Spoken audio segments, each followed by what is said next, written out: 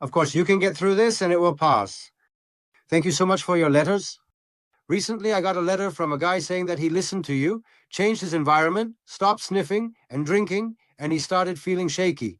He calmed down a bit, went into town, started walking alone, went to the mall, and everything was annoying him. Unfortunately, that's how it goes. Not everyone likes it. In my case, when I started to be sober, and I couldn't do anything with myself. I didn't want to be friends with the people I used to do drugs with because you know how that would end up. Well, okay, I had a new environment, but I didn't know it, right? So when I went to the mall, some lady bumped into me. I asked her something, but I wasn't really interested in the mall. I went to the bowling alley. I remember at the bowling alley, I was really annoyed because the noise was terrible. Something's hitting here, something's waiting there, and they were drinking beer, right? That's also a trigger. So I got out of there.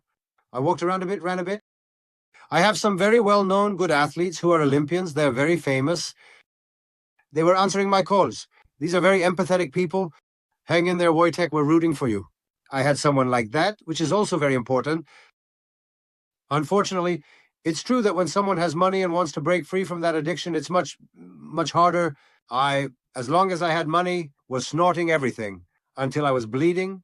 I swear. And then everything went well. When I ended up in that prison, it ended far from the store. And then it was easier.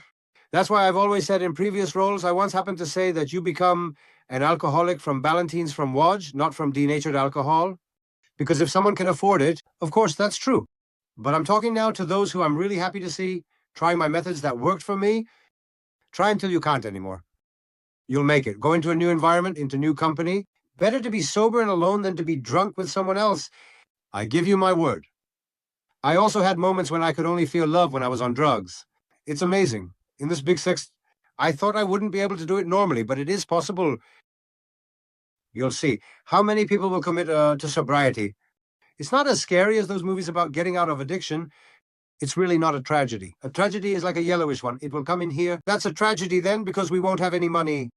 But yes, you'll manage your body, your head, your health and life. For now,